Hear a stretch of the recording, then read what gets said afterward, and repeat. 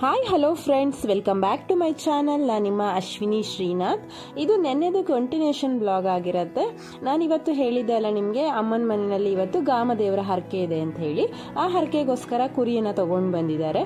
ಆಮೇಲೆ ಈ ಒಂದು ಹರಕೆಯಲ್ಲಿ ಅಡುಗೆನ ಕಾಡಲ್ಲೇ ಮಾಡ್ತಾರೆ ದೇವಸ್ಥಾನದಲ್ಲಿ.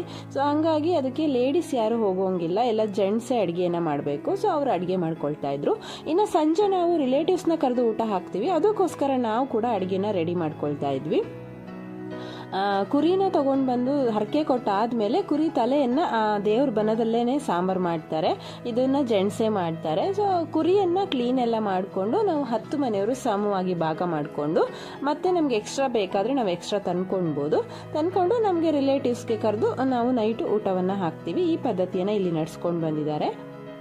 ಸೊ ನಾವು ಒಂದು ಪೂಜೆ ಮಾಡಿ ಹರಕೆ ಕೊಟ್ಟು ಅಲ್ಲಿ ಅಡುಗೆ ಮಾಡಿ ಊಟ ಕರೆಯೋಕೆ ಅಷ್ಟೊತ್ತಿಗೆ ನಮಗೊಂದು 3 ರಿಂದ 4 ಗಂಟೆ ಆಗುತ್ತೆ. ಸೊ ಅಲ್ಲಿ ತನಕ ನಾವು ಮನೆಯಲ್ಲಿ ಅಡುಗೆಯನ್ನು ಮಾಡ್ಕೊಳ್ಳೋಣ ಅಂತ ಹೇಳಿ ಅಡುಗೆಗೆಲ್ಲ ರೆಡಿ ಮಾಡ್ಕೊಳ್ತಾ ಇದ್ವಿ. ಮಾಮೂಲಿ ನಾವು ಇವತ್ತು ಕುರಿ ಮಟನ್ ಸಾಂಬಾರು ಮಾಡೋದ್ರಿಂದ ಅದಕ್ಕೆ ನಾವು ಕಡುಬು ಕಾಂಬಿನೇಷನ್ ಮಾಡ್ತೀವಿ. ಏನು ಬೇಕಾದರೂ ಮಾಡ್ಕೋಬೋದು, ಬಟ್ ನಮ್ಮ ಮನೆಯಲ್ಲಿ ನಾವು ಕಡುಬು ಮಾಡಿದ್ವಿ. ತುಂಬ ಜನ ಬರ್ತಾರೆ, ಕಡುಬು ಒಂದೊಂದೇ ಉಂಡೆಯನ್ನು ಕಟ್ತಾ ಇದ್ರೆ ಅದು ತುಂಬ ಟೈಮ್ ಹಿಡಿಯುತ್ತೆ ಅಂತ ಹೇಳಿಬಿಟ್ಟು ನಾವು ಈ ಥರ ಸುತ್ತು ಕಡುಬು ಅಂತ ಹೇಳಿ ಮಾಡ್ತೀವಿ. ಅಂದರೆ ಮಾಮೂಲಿ ಕಡುಬಿಗೆ ಹಿಟ್ಟು ಬೇಯಿಸ್ಕೊಂಡು ಬಾಳೆ ಎಲೆಯನ್ನು ಬಾಡಿಸ್ಬಿಟ್ಟು ಚೆನ್ನಾಗಿ ಒರೆಸ್ಬಿಟ್ಟು ಬಾಳೆ ಎಲೆಯಲ್ಲಿ ಸುತ್ತಬಿಟ್ಟು ಇದನ್ನು ಬೇಯಿಸ್ತೀವಿ ನಾವು.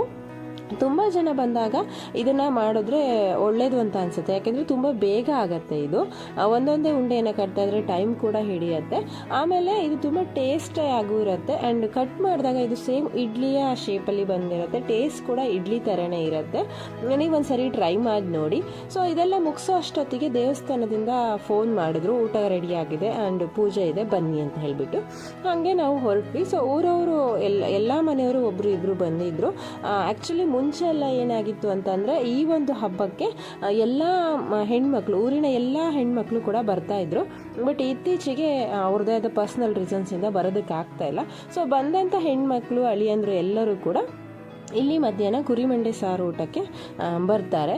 ಸೊ ಬರೋ ಅಷ್ಟೊತ್ತಿಗೆ ಪೂಜೆ ನಡೀತಾ ಇತ್ತು. ನೋಡಿ, ಇದೇ ಗಾಮದೇವರು. ವರ್ಷದಲ್ಲಿ ನಾವು ಈ ಥರ ಹರಕೆ ಕೊಟ್ಟು ಪೂಜೆ ಮಾಡೋದು ಇದು ಒಂದೇ ಸಾರಿ. ಮಾಮೂಲಿ ಪೂಜೆಯನ್ನು ಮಾಡ್ತೀವಿ, ಆದರೆ ಹರಕೆಯನ್ನು ಕೊಟ್ಟು ಪೂಜೆ ಮಾಡೋದು ಇದು ಒಂದೇ ಸಾರಿ. ಮೊದಲು ದೊಡ್ಡದಾದ ಮರದ ಕೆಳಗಡೆ ಈ ಥರ ಹುತ್ತ ಮಾತ್ರ ಇತ್ತು, ಇದಕ್ಕೆ ಪೂಜೆ ಮಾಡ್ತಿದ್ವಿ. ಈಗ 2 ವರ್ಷ ಆಗಿದೆ ಇದನ್ನು ಕಟ್ಟೆ ಕಟ್ಬಿಟ್ಟು ಜೀರ್ಣೋದ್ಧಾರ ಮಾಡಿಬಿಟ್ಟು. ಸೊ ಇಲ್ಲೂ ಅಷ್ಟೇ ಸೇಮ್ ಪ್ರೊಸೀಜರು. ಪೂಜೆ ಎಲ್ಲ ಆದಮೇಲೆ ಅಕ್ಷತೆಯನ್ನು ಕೊಡ್ತಾರೆ. ಕುಟುಂಬದಲ್ಲಿ ಹಿರಿಯರು ಯಾರು ಇರ್ತಾರೋ ಅವರು ಈ ಥರ ಒಂದು ಪೂಜೆ ಮಾಡಿದ್ದೀವಿ, ಏನಾದರೂ ತಪ್ಪಿದರೆ ಕ್ಷಮಿಸು ಅಂತ ಹೇಳಿಬಿಟ್ಟು ದೇವರಲ್ಲಿ ಬೇಡ್ಕೊಂಡು ಅಕ್ಷತೆಯನ್ನು ಹಾಕ್ತಾರೆ. ಅಕ್ಷತೆ ಎಲ್ಲ ಹಾಕಾದ್ಮೇಲೆ ಪೂಜೆ ಮುಗಿದು ಅಲ್ಲಿ ಎಲ್ಲ ಕೆಲಸ ಮುಗ್ದಿದೆ ಅನ್ನುವಾಗ ಲಾಸ್ಟಿಗೆ ಊಟಕ್ಕೆ ಹಾಕ್ತಾರೆ. ಮಾಮೂಲಿ ಮುಂಚೆ ಎಲ್ಲ 5 ಗಂಟೆ 6 ಗಂಟೆ ಆಗ್ತಾ ಇತ್ತು, ಬಟ್ ಈ ಸತಿ ತುಂಬ ಬೇಗ ಆಗಿದೆ. 3 ಗಂಟೆಗೆಲ್ಲ ಕರೆದು ಬಿಟ್ಟಿದ್ರು ನಮ್ಮನ್ನು. ಸೊ ಪೂಜೆ ಮುಗ್ದಾದ್ಮೇಲೆ ಊಟಕ್ಕೆ ಕೊಟ್ಟರು. ಮಾಮೂಲಿ ಕಡುಬು, ಕುರಿಮಂಡೆ ಸಾರು, ವೈಟ್ ರೈಸು, ಹಾಲನ್ನ ಅಂತ ಹೇಳಿ ಮಾಡ್ತಾರೆ, ತುಂಬ ಚೆನ್ನಾಗಿರುತ್ತೆ.